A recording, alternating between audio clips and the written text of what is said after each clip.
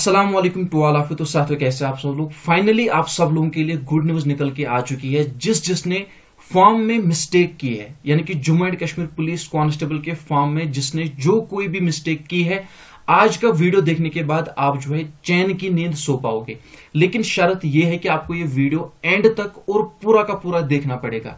अगर आपने एक भी सेकंड इस वीडियो का मिस किया तो बाद में मुझे ब्लेम मत देना। इसलिए कह रहा हूं कि जिसकी जो भी मिस्टेक हुई है, सारे के सारे मिस्टेक्स का आपको मैं आंसर देने वाला हूं। लेकिन वीडियो आपको पहले से लेकर आखिर तक देखना पड़ेगा और मुझे थोड़ा बहुत समय देना, क्योंकि मुझे बहुत कुछ यहां पे आपके एक ही वीडियो में आपके सभी के सभी कंफ्यूजन क्लियर करने हैं। इसलिए मुझे मौका देना, क्योंकि मुझे बहुत कुछ बताना है, एक्सप्लेन करना है। इसलिए वीडियो थोड़ी बहुत लंबी रहेगी। लेकिन जिसकी मिस्टेक है, अगर आपको बचना है, अगर आपको अपना फॉर्म में कोई भी मिस्टेक जो है आगे जाके आपको ना देखने मिले आपके डॉक्यूमेंट वेरिफिकेशन के समय, तो आपको इस वीडियो को देखना पड़ेगा। बाय द वे, आपको बताता चलूं कि जो भी अपडेट मैं आपके साथ डिस्कस करने वाला हूं, ये पूरी की पूरी अपडेट ऑप्शनल रहेगी। मैं खुद पर्सनली आज एसएसबी ऑफिस विजिट किया हूं। वहां से मैंने आपके सभी के सभी जो भी डाउट थे उनका निचोड़ मैंने लाया और फाइनली आपके लिए सोल्यूशन भी लाया है। तो मेरे प्यारे साथियों, मेरे अजीजों, मैं समझ सकता हूं आपकी रातों की नींद जो उड़ गई है। 10 दिन 15 दिन से आप नहीं सो पा रहे हो, दिन में ना रात में आपको चैन है। आज जाके आपको चैन मिलने वाला है। आज की रात आप राहत की नींद सोने वाले हो। आपको बताता चलूं कि इसी वीडियो के कमेंट बॉक्स में आपको टेलीग्राम ग्रुप की लिंक मिल जाएगी, उसे ज्वाइन करना ना भूले। व्हाट्सएप ग्रुप की लिंक मिल जाएगी, उसे ज्वाइन करना ना भूले। साथ साथ चैनल को सब्सक्राइब करना ना भूले। तो देखिए माय डियर फ्रेंड्स, आपके डाउट सबसे पहले आपको मैं बताता चलूं। आपका डाउट है क्या हमारा फॉर्म रिजेक्ट होगा, क्या हमने जो पेमेंट किया है उसका क्या होगा। हमारा पेमेंट जो है कट गया है, डेबिट हो गया है, अभी तक वो जो है सबमिट नहीं हो रहा है। हमने दो फॉर्म लगाए हैं, टेलीकम्युनिकेशन का अलग से फॉर्म लगाया, फोटोग्राफर का अलग से फॉर्म लगाया। अब क्या करें? हमने डबल फॉर्म लगाए हैं, हमने प्रेफरेंस नहीं दी। टेलीकम्युनिकेशन के लिए हमने एक ही फॉर्म भरा, लेकिन प्रेफरेंस नहीं दी। हम नया फॉर्म भरना चाहते हैं, हम क्या करें? हमारे पुराने फॉर्म में बहुत सारे मिस्टेक्स हो गई, उनको किस तरह से क्लियर करें? अगर हम नया फॉर्म लगाएंगे तो हमारा पुराना फॉर्म के साथ क्या होगा? क्या दोनों के दोनों फॉर्म रिजेक्ट हो जाएंगे? हमने बहुत सारी मिस्टेक्स की हैं, एरर्स की हैं। उन एरर्स को लेकर हम क्या करें? आगे जाके हमें कोई प्रॉब्लम तो नहीं होगी? अगर करेक्शन विंडो आएगी, क्या करेक्शन विंडो आएगी कि नहीं आएगी? अगर आएगी तो क्या कुछ आप एडिट कर पाओगे? और अगर आपने कोई भी मिस्टेक की है तो माय डियर फ्रेंड्स, आप क्या करोगे? देखो, सबसे पहला इशू मुझे समझ में नहीं आ रहा है कि आपके माइंड में ये बात किसने बिठाई कि आपका फॉर्म रिजेक्ट हो जाएगा। सबसे पहला इशू माय डियर फ्रेंड्स, अगर आपने अपने फॉर्म में सारी की सारी डिटेल्स गलत भरी हो, अपना फोटो भी गलत लगाया हो, सब कुछ गलत लगाया हो, तब भी आपका फॉर्म रिजेक्ट नहीं होगा। आपका एडमिट कार्ड भी आएगा, आपको एग्जाम में भी बिठाया जाएगा, सब कुछ आपको किया जाएगा। लेकिन आपके डॉक्यूमेंट वेरिफिकेशन के समय आपको दिक्कत होगी, या आप जब आपकी आईडी वगैरह चेक की जाएगी उस समय आपकी दिक्कत होगी। अगर आपने पूरी की पूरी डिटेल्स भी गलत की है ना, और आपने फॉर्म भरा, वहां पे फी आपका सबमिट भी हो गया, तब भी आपका फॉर्म जो है रिजेक्ट नहीं होगा, ये याद रखना। तो ये पहला इशू, सबसे पहले आपका फॉर्म किसी भी हाल में रिजेक्ट नहीं होगा। दूसरा, पेमेंट इशू। जिस किसी ने भी फॉर्म भरा है Jammu and Kashmir police constable का, और वहां पे आपका जो पेमेंट है वो आपके अकाउंट से डिडक्ट हो गया है, लेकिन अभी भी सबमिट नहीं हो रहा है, तो आपको क्या करना पड़ेगा? आपको 5 दिन तक वेट करना पड़ेगा। 24 आवर्स नहीं, 5 दिन तक आपको वेट करना पड़ेगा। With in 5 days any how हो जाएगा। अगर नहीं भी हुआ फिर भी एक्स्ट्रा 2 दिन तक वेट कर लेना, लेकिन इसकी नौबत नहीं आएगी। 7 दिन की नौबत नहीं आएगी। 5 दिन में आपका जो है फॉर्म एक्सेप्ट होगा, वहां पे आपका फीस सबमिट हो जाएगा ऑटोमेटिकली। कुछ भी ना आपको विजिट करना है कहीं, ना आपको मेल करनी है कहीं। लेकिन इसमें शर्त यह है वो वर्किंग 5 डेज होने चाहिए। बीच बीच में कोई संडे आता है या कुछ इस तरह से ऑफ रहता है, तो इसका ख्याल रखना। जब अपने फॉर्म फिलअप किया तब से लेकर आपके 5 दिन, इस समय के दौरान, किसी का 2 दिन में हो सकता है, किसी का 3 दिन में, किसी का 1 ही दिन में, किसी का 5 दिन में, लेकिन वर्किंग 5 डेज, ये याद रख लेना। 5 दिन में हो जाएगा, कोई दिक्कत नहीं। अगर 5 दिन में नहीं हुआ तो 7 दिन में डेफिनेटली हो जाएगा। कोई मेल नहीं करने, कहीं नहीं जाना है। हाँ, अलबत्ता अगर कोई कभी कभार बाई चांस किसी का ज्यादा इशू आ गया, 7 दिन हो गए, 8 दिन हो गए, 9 दिन हो गए, तो नहीं हो रहा है, तो उस समय आपको एसएसबी के ऑफिस विजिट करना पड़ेगा। लेकिन ये नौबत नहीं आएगी। बेखौफ रहो, बेफिक्र रहो। अब यहां पे देखिए प्रेफरेंस का इशू, यानी कि जो टेलीकम्युनिकेशन वाले हैं वो कह रहे हैं कि हमने एक ही फॉर्म लगाया है, ठीक, उसमें हम टेलीकम्युनिकेशन के लिए एलिजिबल है, फोटोग्राफर के लिए भी एलिजिबल है। हमने क्या किया? हमने प्रेफरेंस में सिर्फ जो है कांस्टेबल, आर्म्ड एग्जीक्यूटिव, एसडीआरएफ वगैरह जो है उनके प्रेफरेंस दिए। टेलीकम्युनिकेशन और फोटोग्राफर का हमारे प्रेफरेंस में ऑप्शन नहीं था। तो माय डियर फ्रेंड्स, आप में से जितने भी लोग कांस्टेबल, टेलीकम्युनिकेशन और फोटोग्राफर के एलिजिबल थे, दैट मीन वो सभी आइटम्स के लिए एलिजिबल थे। अगर आपने वहां पे सभी के सभी आइटम्स सिलेक्ट किए हैं और जो प्रेफरेंस दी थी उसी के अकॉर्डिंग आपने प्रेफरेंस दी है, तो आपको चिंता करने की जरूरत नहीं है। जो आपका टेलीकम्युनिकेशन और फोटोग्राफर की झंझट है, किस तरह से प्रेफरेंस ली जाएगी, क्या ली जाएगी, वो जेकेएसएसबी की जिम्मेदारी है, आपकी जिम्मेदारी नहीं है। इन लोगों ने रिसेंटली इसके रिगार्डिंग एक ट्वीट किया था कि जो प्रेफरेंस टेलीकम्युनिकेशन और फोटोग्राफर के लिए वो इस स्टेज पे आपसे नहीं मांगी जाएगी, वो आपसे बाद में मांगी जाएगी। दैट मीन आपको चिंता करने की जरूरत नहीं है। अगर आप टेलीकम्युनिकेशन फोटोग्राफर के एलिजिबल हो, अगर आपने प्रेफरेंस उसी हिसाब से दी है और आपने सभी के सभी आइटम सेलेक्ट किए हैं, तो आप एलिजिबल हो, आपको कोई भी चिंता करने की जरूरत नहीं है। That is it. अब देखिए, यहां पे हम बात करने वाले हैं डबल फॉर्म का। बहुत सारे कैंडिडेट्स ने क्या किया, उन लोगों ने डबल फॉर्म लगाया है। Double form in the sense, पहले कांस्टेबल का फॉर्म लगाया, उसमें 2-4 आइटम सेलेक्ट किए, फिर अलग से फोटोग्राफर और टेलीकम्युनिकेशन का फॉर्म लगाया। उन लोगों ने क्या किया, उसमें फोटोग्राफर और टेलीकम्युनिकेशन सिर्फ उन दोनों आइटम्स को मार्क किया है। ये प्रोसीजर ठीक नहीं है। इसके लिए आपको क्या करना पड़ेगा, आपको मैं आगे बताऊंगा नया फॉर्म किस तरह से फिलअप करना पड़ेगा। अब रहा सवाल कि आप नया फॉर्म फिलअप कर सकते हो। अगर आप चाहते हो कि हमने पुराने फॉर्म में मिस्टेक की है, आप नया फॉर्म जो है फिलअप करना चाहते हो, आप कर सकते हो। जी हाँ, आप कर सकते हो। क्या करेक्शन विंडो आएगी? हाँ, वो भी आएगी, लेकिन क्या क्या चीजें उसमें ऐड होगी, क्या क्या चीजें अब उसमें आप एडिट कर पाओगे, वो हम यहाँ पे डिटेल में डिस्कस करेंगे। जो सुपरवाइजर, पिछली बार सुपरवाइजर का एग्जाम हुआ था, उसमें जो एडिट ऑप्शन आया था, उनमें क्या क्या देखने को मिला था, वो हम थोड़ी देर बाद जो है डिस्कस करेंगे। इसको हम फिलहाल पेंडिंग रखते हैं, तब तक हम बाकी पॉइंट्स डिस्कस करेंगे। फिर मैं आपको लास्ट में अच्छी तरह से समझाऊंगा कि आप नया फॉर्म लगा सकते हो, आपको कोई प्रॉब्लम तो नहीं होगी, डबल एंट्री होगी या कुछ इस तरह से। और अगर आप एडिट का वेट करोगे तो क्या क्या ऑप्शन आपको एडिट में देखने को मिलेंगे, वो मैं आपको बताने वाला हूं, एक सजेशन देने वाला हूं, ठीक है ना। अब देखिए, अगर आपने मिस्टेक्स की है, कोई भी मिस्टेक अगर आपने की है, चाहे वो छोटी है या बड़ी है, अब आखिरकार कुछ ना कुछ तो करना है ना। अगर बाई चांस आपका नाम गलत हो गया, डीओबी गलत होगी, क्या गलत हो गया, अब तो कुछ ना कुछ तो सोल्यूशन होगा, कुछ ना कुछ तो करना है। हाँ, देखिए, जो आपने मिस्टेक्स की है ना, इन मिस्टेक्स को मैंने 4 कैटेगरीज में डिवाइड किया है। सबसे पहली मिस्टेक, मेजर मिस्टेक, जो कि बड़ी मिस्टेक है, जिससे आपको दिक्कत हो सकती है। दूसरी मिस्टेक जो है माइनर मिस्टेक, इससे भी आपको दिक्कत हो सकती है, लेकिन आप वेट भी कर सकते हो।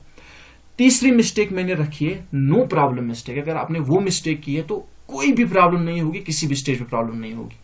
इसके बाद मैंने रखा है एक और जो है रिस्क इश्यू नहीं है, रिस्क मिस्टेक होनी चाहिए या रिस्क प्रॉब्लम मिस्टेक। यानी कि इस केस में आप वेट कर सकते हो, किसका, एडिट ऑप्शन का। अब सबसे पहले अगर मैं नो प्रॉब्लम मिस्टेक की बात करूं, यानी कि जिस मिस्टेक से आपकी कोई भी प्रॉब्लम नहीं होगी, वो है आपका फिजिकल स्टैंडर्ड। आपने फिजिकल स्टैंडर्ड में यस रखा है, या अगर आपने फिजिकल स्टैंडर्ड में नो रखा है, तो चिंता करने की जरूरत नहीं है। ये जेकेएसएसबी ने एक्सेप्ट ही किया है कि वहां पे हमने खुद कंफ्यूजन क्रिएट किया है, वहां पे थोड़ा बहुत हमने जंबलिंग की है, जिसकी वजह से कैंडिडेट्स में कंफ्यूजन क्रिएट हो गया, और ये कॉमन मिस्टेक है। Don't worry about that. जिसका ये इशू है, कोई भी चिंता नहीं है, आपकी कोई भी दिक्कत नहीं होगी, चाहे एडॉप्शन आए ना आए, कोई चिंता नहीं है, कुछ परेशानी आपको नहीं है, ये खुद जेकेएसएसबी सॉल्व कर देगी, ठीक। इसके बाद रहा माइनर मिस्टेक्स। माइनर मिस्टेक्स में क्या क्या आते हैं, देखिए, आइटम नंबर। अगर आप टेलीकम्युनिकेशन और फोटोग्राफर के लिए एलिजिबल नहीं हो, लेकिन आपने सभी के सभी आइटम सेलेक्ट किए हैं, जो आपका फॉर्म है वहां पे ऊपर जो कार्डर डिटेल्स आती है, वहां पे आपको लिखा आ रहा है आपने सभी के सभी आइटम सेलेक्ट किए हैं, टेलीकम्युनिकेशन भी, फोटोग्राफर भी, जिसके लिए आप एलिजिबल नहीं हो, तो ये थोड़ी बहुत आपको मिस्टेक हुई है, और ये इश्यू क्रिएट कर भी सकती है, नहीं भी कर सकती, ठीक है ना। देखो, ये जो आइटम्स का मसला है ना, एडिट ऑप्शन में आप वेट कर सकते हो। एसएसबी के द्वारा बताया गया है कि इससे आपको दिक्कत नहीं होगी। मे बी जब आपकी डीवी होगी, डॉक्यूमेंट वेरिफिकेशन होगी, तो उस समय आपको थोड़ा बहुत एफिडेविट वगैरह देना पड़ेगा। मे बी आप मानो कि थोड़ी बहुत झंझट आपकी डीवी के समय उठ सकती है आइटम नंबर को लेकर, जो आपने सिलेक्ट किए। अगर आप एलिजिबल नहीं हो, आपने सभी के सभी आइटम सिलेक्ट किए, आपको थोड़ी बहुत दिक्कत आ सकती है। अब आप इसका क्या करोगे, वो मैं आपको लास्ट में बताऊंगा। एक सजेशन में फाइनली दूंगा लास्ट में, वो आपको लास्ट में बताऊंगा, जब एडिट ऑप्शन के बारे में बताऊंगा। प्रेफरेंस, किसी ने प्रेफरेंस ऊपर नीचे दी है, देखो उससे आपको दिक्कत नहीं आएगी। जो आपने फर्स्ट प्रेफरेंस दी है उसी के हिसाब से आपको पोस्टिंग मिलेगी। सपोज मान लो आप 2-3 में फॉल कर रहे हो, आर्मड में भी आ रहे हो, एग्जीक्यूटिव में भी आ रहे हो, एसडीआरएफ में भी आ रहे हो, तो फिर आपके प्रेफरेंस के हिसाब से आपको पोस्ट दी जाएगी। जो आपने फर्स्ट प्रेफरेंस दिया है, अगर आप उसमें लाई कर रहे हो तो वो दिया जाएगा। अगर उसमें लाई नहीं कर रहे हो आपकी सेकंड प्रेफरेंस देखी जाएगी। अगर उसमें लाई नहीं कर रहे हो आपकी थर्ड प्रेफरेंस देखी जाएगी। अगर उसमें लाई नहीं कर रहे हो आपकी फोर्थ प्रेफरेंस देखी जाएगी। इसी के हिसाब से आपको पोस्टिंग दी जाएगी। जो टेलीकम्युनिकेशन और फोटोग्राफर के एलिजिबल है उनसे लास्ट में जो है प्रेफरेंस मांगी जाएगी उन पोस्ट के लिए। अब रहा सवाल मेजर मिस्टेक्स। देखो ये बहुत मसला है। जो मेजर मिस्टेक्स है इन पे आपको ध्यान रखना था। अगर किसी से ये मेजर मिस्टेक्स हुई है, आपके नाम में आपने मिस्टेक की है, जो आपके 10th मार्कशीट पे नाम है वही आपको एंटर करना था। कहां पे? आपके फॉर्म में। अगर नाम को लेकर यानी कि आपका नाम, फॉर्म का नाम वो 10th जो मार्क्स कार्ड है उसका नाम नहीं मिल रहा है, चाहे आपके आधार में जो नाम है, अदर में जो नाम है, वो मसला नहीं है। आपके जो 10th का मार्कशीट है उसमें आपका नाम क्या है वो डिपेंड करेगा। तो यहां पे देखो, अगर आपने नाम को लेकर कोई मिस्टेक की है तो आपको ये मेजर मिस्टेक है। फादर्स नेम में कोई एरर किया है तो ये मेजर मिस्टेक है। ये प्रॉब्लम, बहुत प्रॉब्लम क्रिएट कर सकती है आपको। यहां पे देखिए, अगर मदर्स नेम की अगर हम बात करें, इसमें आपने कोई मिस्टेक की, ये भी मेजर कैटेगरीज में आता है। अगर आप एक फोटोग्राफर के एलिजिबल हो, आपने वहां पे एक्सपीरियंस ऐड नहीं किया, आप एसपीओ ऑलरेडी हो, एंगेज हो, वहां पे आपने जो अपनी डिपार्टमेंट से आपको सर्टिफिकेट लानी थी वो आपने ऐड नहीं की, या वहां पे अगर आप ऑलरेडी इन सर्विस कैंडिडेट हो उसको आपने मार्क नहीं किया, तो ये चीजें आपको जो है प्रॉब्लम क्रिएट कर सकती है। कैटेगरी, अगर आप आरबीए कैटेगरी से हो, आपने वहां पे ओपन मेरिट रखा है। अगर आप ओपन मेरिट कैटेगरी से हो, आपने वहां पे आरबीए रखा है। अगर आप आरबी कैटेगरी से हो, आपने वहां पे ओबीसी रखा है। इस तरह से अगर आपने कैटेगरी में गड़बड़ी की है तो ये भी आपको इश्यू क्रिएट कर सकता है। लेकिन अगर आपने date, validity date, issuing date, उसमें गड़बड़ी की है तो आपको जो है आपके डीवी के समय पे थोड़ी बहुत झंझट उठानी पड़ेगी। वहां पे आपसे एफिडेविट मांगा जाएगा उस समय। फिर प्रोसीजर क्या होगा वो अल्लाह जाने और जेकी ऐसे भी जाने एट दैट टाइम। अब इसका क्या करोगे वो मैं आपको लास्ट में बताऊंगा। कैटेगरी डेट को लेकर आपने इशू किया है, क्वालिफिकेशन को लेकर आपने इशू किया है। बहुत सारे कैंडिडेट्स ने क्या किया है, वो आर्ट्स स्टूडेंट है, वहां पे उन लोगों ने मेडिकल लिखा है, वो 12th पास है ही नहीं, उन लोगों ने 12th की वहां पे डिटेल्स दी है, हमने मार्क्स कार्ड वहां पे ऐड किया है। अगर आप 12th में आर्ट्स हो, आपने आर्ट्स के बजाय वहां पे नॉन मेडिकल ऐड किया है। अगर आप नॉन मेडिकल स्टूडेंट हो, आपने वहां पे मेडिकल ऐड किया है, तो ये मेजर मिस्टेक है क्वालिफिकेशन को लेकर। हाँ, अगर आपने मार्क्स वगैरह ऐड किए वो मसला नहीं है। बहुत सारे कैंडिडेट कह रहे थे कि हमने जो 10th मार्क्स शीट है वहां पे बहुत ऑप्शन आ रहे थे, हमने ग्रेड चूज किया, हमने परसेंटेज चूज की, हमने मार्क्स चूज किए, तो वो इश्यू नहीं है। जो वहां पे ऑप्शन है उसके हिसाब से आपने फिलअप किया होगा, डोंट वरी। बहुत सारे कैंडिडेट आधार कार्ड नंबर जो है डालना भूल गए, वो मिस्टेक हो गई। फिल्ड जो है डिफरेंट फॉर्म भरे, यानी कि टेलीकम्युनिकेशन के लिए पहले अलग फॉर्म भरा, उसके लिए अलग फीस भरी, फिर दूसरी आईडी क्रिएट की टेलीकम्युनिकेशन के लिए, जो है फोटोग्राफर के लिए, उसके लिए दूसरा फॉर्म भरा, तो ये भी आपको दिक्कत क्रिएट कर सकती है। इसके लिए आपको क्या करना है, इसके लिए आपको नया फॉर्म फिलअप करना है। देखो अब है जो रिस्क, जिसके लिए आप रिस्क लिख सकते हो। देखो बहुत सारे कैंडिडेट्स क्या है, उनका फोटो बैकग्राउंड जो है ब्लू है, किसी का व्हाइट नहीं है, किसी का ब्लू है, किसी का रेड है, किसी का कुछ है। देखो फोटो को लेकर ये कोई सीरियस इशू नहीं है, इसमें आपको ज्यादा जो है झंझट उठाने की जरूरत नहीं है। बट वहां पे टर्म्स एंड कंडीशंस में लिखा हुआ है तो ये जो है जेकेएसबी कुछ भी कर सकती है, लेकिन ये उतना इशू नहीं है। मतलब आइटम जो क्या कहते हैं, क्या मैं फिजिकल स्टैंडर्ड, यस नो और फोटोग्राफ, इसमें आपका बैकग्राउंड जो भी है तो ये ज्यादा इशू नहीं है, इसमें आपको चिंता करने की जरूरत नहीं है। आइटम नंबर अगर आपने ज्यादा सिलेक्ट किए हैं, यानी कि जिसके लिए आप एलिजिबल नहीं हो, आपने वो आइटम नंबर भी सिलेक्ट किया है, तो इसका वेट आप कर भी सकते हो और नहीं भी कर सकते हो, क्योंकि इसमें क्या है, ये ऑप्शन आपको प्रॉब्लम क्रिएट कर सकता है, ठीक है ना। तो एज पर मैं सजेशन वो मैं आपको लास्ट में दूंगा क्या है, तो आप रिस्क इसमें ले सकते हो, लेकिन मेरे ख्याल से नहीं लेनी चाहिए। लेकिन जो बैकग्राउंड का मसला है और जो प्रेफरेंस का फिजिकल स्टैंडर्ड का मसला है, ये उतना इशू नहीं है। हो गए ये पॉइंट्स। अब हम आ जाते हैं सबसे पहले हम बात करते हैं जो ऑप्शनल क्या आप दूसरा फॉर्म लगा सकते हो, वो मैं आपको बताने वाला हूं। देखो सबसे पहले हम एडिट ऑप्शन पे आ जाते हैं। एडिट ऑप्शन पे देखो, अगर मैं एडिट ऑप्शन की बात करूं, एसएसबी के द्वारा बताया गया है कि एडिट ऑप्शन मिलेगा। एडिट ऑप्शन मिलेगा क्योंकि बहुत सारी कॉमन मिस्टेक्स हुई हैं कैंडिडेट से, एडिट ऑप्शन मिलेगा। लेकिन एज यू नो कि एसएसबी कभी अपने सर पे नहीं लेगी। उन लोगों ने पहले ही बहुत कुछ इंस्ट्रक्शंस बताई है, किसी की मिस्टेक नहीं होनी चाहिए, वो अच्छी तरह से फॉर्म फिल करे, वो करे, ये करे, वो उन लोगों ने पहले ही एवर किया है। तो अगर ये एडिट ऑप्शन नहीं भी देंगे तो हम इन्हें ब्लेम नहीं कर पाएंगे, ठीक है ना। लेकिन ये जनरल रूल है, हर एक फॉर्म में एडिट ऑप्शन आता है और इसमें भी आएगा, डरने की जरूरत नहीं, एडिट ऑप्शन आएगा। लेकिन उस एडिट ऑप्शन में क्या कुछ आप फील्ड एडिट कर पाओगे वो अल्लाह जाने, वो किसी को पता नहीं है। वो जेकेएसबी को खुद भी पता नहीं है, क्योंकि वो उस समय कंडीशन क्या होगी, वो कंडीशन डिपेंड करती है कितने ज्यादा उनको क्वेरीज मिलेंगी, क्या कुछ वो एडिट में देंगे, वो उन पे डिपेंड करता है। क्योंकि उसमें कोई चैलेंज नहीं कर पाएगा, कल को आप चैलेंज नहीं कर पाओगे कि एडिट ऑप्शन में ये ऑप्शन क्यों नहीं है।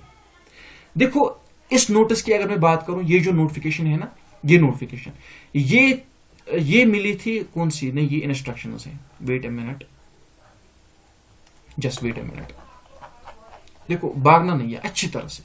अगर मैं ये इस नोटिफिकेशन की बात करूं ना, ये मिला था एडिट ऑप्शन किनको, जो फीमेल सुपरवाइजर थी ना, जब उनको एडिट ऑप्शन मिला था, यानी कि जब उनके फॉर्म लास्ट डेट हो गई थी, फॉर्म क्लोज हो गया था, फिर कोई भी नया फॉर्म नहीं लगा सकता था। उसके बाद यहां पे एडिट ऑप्शन की नोटिस आई।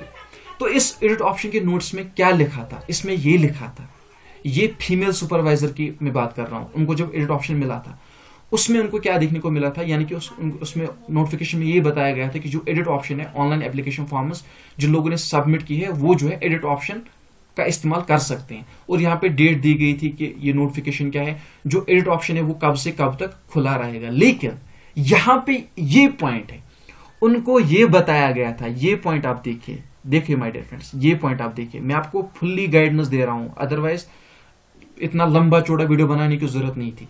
इसमें क्या लिखा था, इसमें ये लिखा था, it is also to mention that the particular field that is name, date of birth, category, email, phone number, item number shall remain not editable. दोबारा से मैं बता रहा हूं, it is also to mention that the particular fields name, date of birth, category, email, phone number, item number shall remain non editable, यानी कि ये changes नहीं होंगे। अब अगर फीमेल कैंडिडेट कोई थी उस समय, उसने इन चीजों में कोई गड़बड़ी की थी, फिर उसने सोचा था कि चलो मैं एडिट ऑप्शन का वेट कर लेती हूं, तो फिर जब उसने ये नोटिस पढ़ी होगी तो उस समय उस पर क्या बीती होगी। देखो मैं किसी को डरा नहीं रहा हूं, मैं आपको अवेयर कर रहा हूं। आप वीडियो छोड़ के मत जाना, मैं आपको सोल्यूशन भी बताऊंगा, डरने की जरूरत नहीं है मेरे दोस्तों, मेरे भाइयों। मैं देख रहा हूं, मैं कंडीशन आपकी इस वक्त समझ रहा हूं, जिसकी मिस्टेक हुई ना, नेम को लेकर, डीओबी को लेकर, ईमेल को लेकर, फोन नंबर को लेकर, आइटम नंबर को लेकर, उसका जो हार्ट है ना, उसका जो दिल है ना, अभी बाहर निकल रहा है। लेकिन चिंता नहीं करना, आपका भाई आज सोल्यूशन लेके आया। मैं खुद एसएसबी ऑफिस गया था, सोल्यूशन लेके आया हूं। अभी वीडियो के एंड में आप मुझे दुआएं दोगे जो मैं आपको सोल्यूशन बताऊंगा। डरने की जरूरत नहीं है, डरो मत, बस मैं आपको अवेयर कर रहा हूं, फिर आप जो करोगे आपकी अपनी मर्जी, यू आर मैच्योर। तो अगर वो उन लोगों ने वेट किया होता तो वो तो फंस गई, ये तो एडिटेबल था ही नहीं।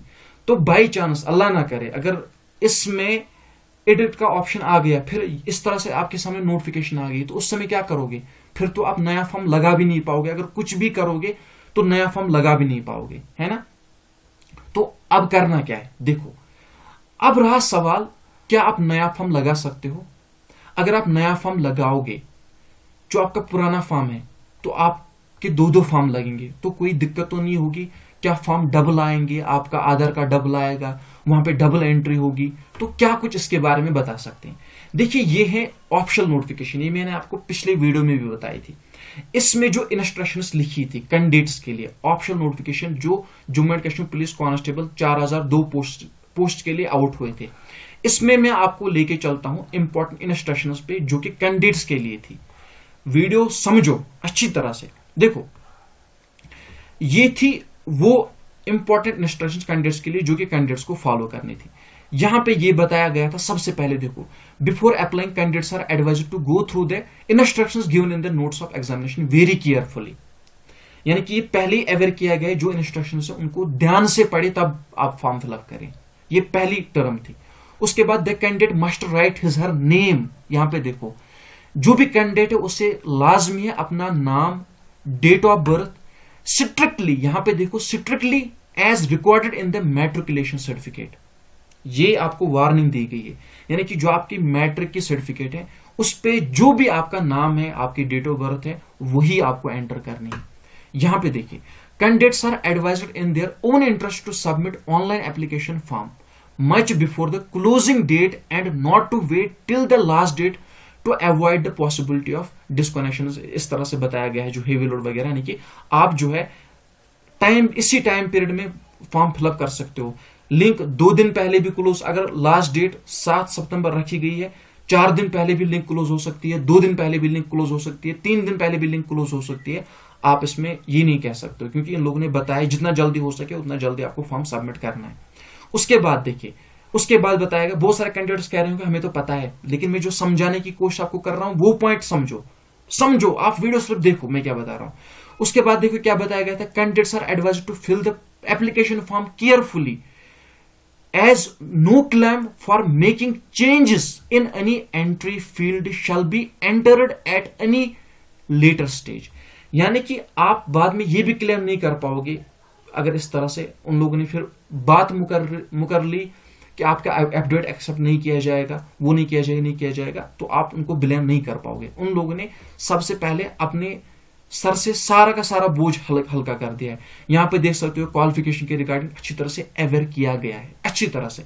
यानी कि इन शॉर्ट ये बताने का मतलब ये है कि यहां पे एसएसबी के द्वारा ऑलरेडी आपको अवेयर किया गया है कि यहां पे आपको अच्छी तरह से फॉर्म वगैरह सबमिट करना है। बाद में आप कहोगे कि हम चाह रहे थे कि इंट्रोडक्शन का वेट करें, वो करें, ये करें, सर एप्टीट्यूड लीजिए, वो लीजिए, ये लीजिए, तो मे बी उस समय अगर वो आपको रिजेक्ट भी करेंगे, वो कहेंगे कि नहीं हम एक्सेप्ट नहीं करेंगे, आप चैलेंज नहीं कर पाओगे।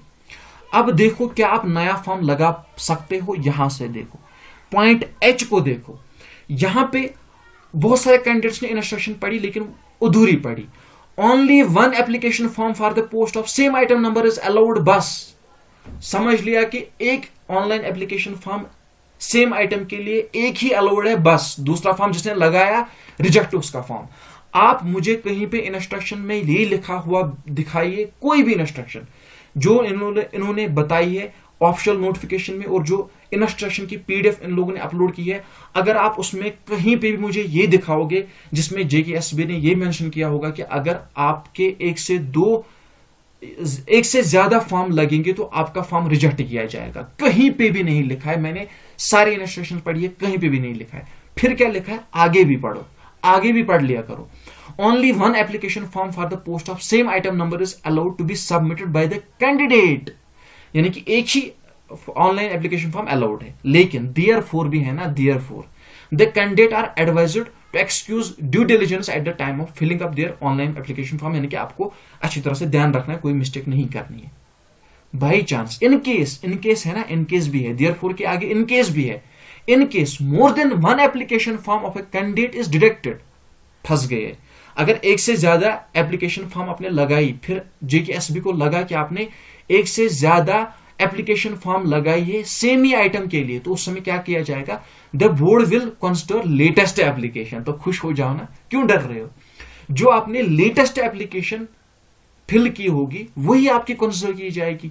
If a candidate submits multiple application form for the same post and appears examination more than once, अगर आपने एक से ज्यादा एप्लीकेशन फॉर्म लगाए कोई बात नहीं है, जो आपकी नई, जो आपने लास्ट में लगाई होगी न्यू वाली, वही आपकी एक्सेप्ट की जाएगी। लेकिन अगर आपकी प्रेजेंस एग्जाम में उन जो आपने एप्लीकेशन लगाई है उनमें से एक से ज्यादा में देखी गई प्रेजेंस, अगर आपने 3 फॉर्म लगाए, फिर 3 एडमिट कार्ड निकाले, फिर तीनों जगह पे एग्जाम दिया, तब जाके आपको प्रॉब्लम होगी। वो सीधी सी बात है, उसको कहते हैं गपला, उसमें तो सबको आउट ही करेंगे।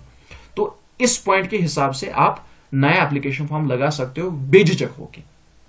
उसके बाद देखिए, उसके बाद एक और नोटिफिकेशन है, एक और नोटिफिकेशन है, जाओ मत अभी, एक और नोटिफिकेशन है। वो नोटिफिकेशन क्या है, यहां पे देखो, यहां पे देखो, यहां पे देखो, कहां चली गई, ये रही नोटिफिकेशन। ये जो नोटिफिकेशन है, ये एसएसबी के द्वारा अपलोड की गई इंस्ट्रक्शंस कि आपको एप्लीकेशन फॉर्म किस तरह से फिल करने हैं, क्या कुछ आपको करना है। इसमें सब कुछ बताया गया है, लेकिन सारी नहीं पढ़नी है, हमें पॉइंट 10 पढ़ना है। इसमें बताया गया one submitted the application form can not be edited. जो आप एक बार एप्लीकेशन फॉर्म सबमिट करोगे वो एडिट नहीं होगा।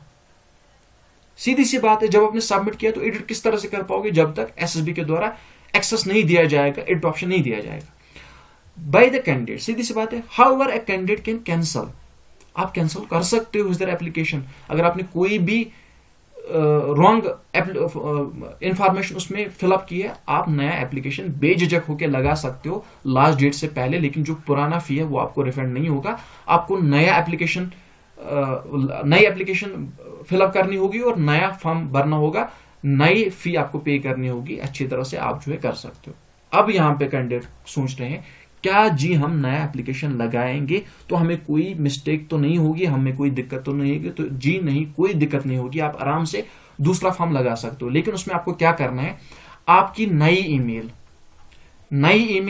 नया फोन नंबर, उससे आपको नया अकाउंट क्रिएट करना है। जब आप नई ईमेल से, नए फोन नंबर से नया अकाउंट क्रिएट करोगे, उसमें आपको ध्यान रखना है जो भी आपका नाम है वो अच्छी तरह से फिलअप करना है, डॉक्यूमेंट सब कुछ आपको अच्छी तरह से फिलअप करना है, सब कुछ भी मिस्टेक आपको नहीं करनी है।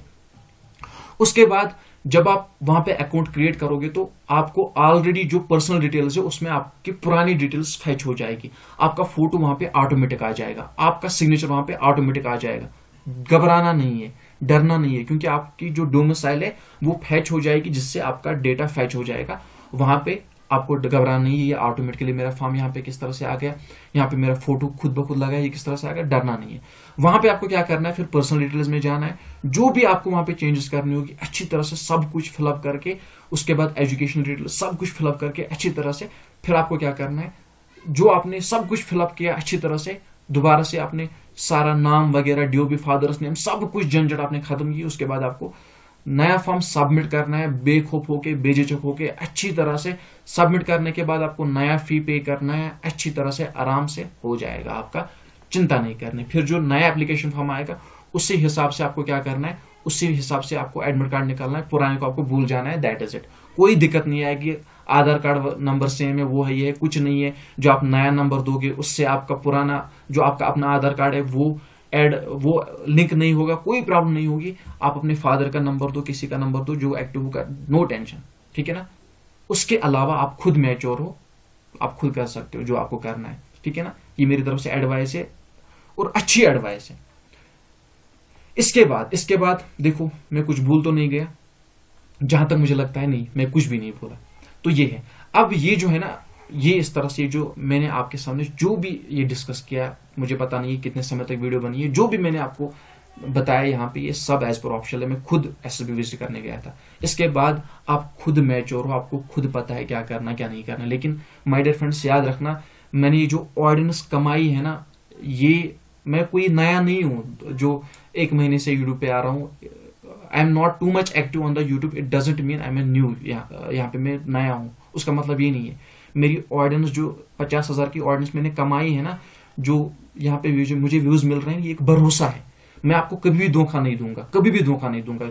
मैं आपको एडवाइस दूंगा। हाँ, अगर आप इस तरह से नया फॉर्म फिलअप वगैरह करोगे आपको कोई दिक्कत नहीं आएगी। लेकिन उसके बाद बहुत सारे ऐसे कैंडिडेट्स हैं जो कुछ क्रिटिसाइज के लिए होते हैं, वो खुद जाके कर सकते हैं क्या कुछ करना है। एसएसबी ऑफिस खुला है उन कैंडिडेट्स के लिए, वो जा सकते हैं। मेरी तरफ से आपको एक एडवाइस देनी थी, वो मैंने आपको दे दी।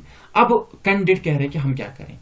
देखो, एज पर माई एडवाइस, अगर मुझे जस्ट टेक एन एग्जाम्पल, अगर मैं आपकी जगह होता, क्योंकि मैं समझ सकता हूं आपकी जो रातों की नींद उड़ रही है, आप फोकस नहीं कर पा रहे हो, वो मुझे पता है।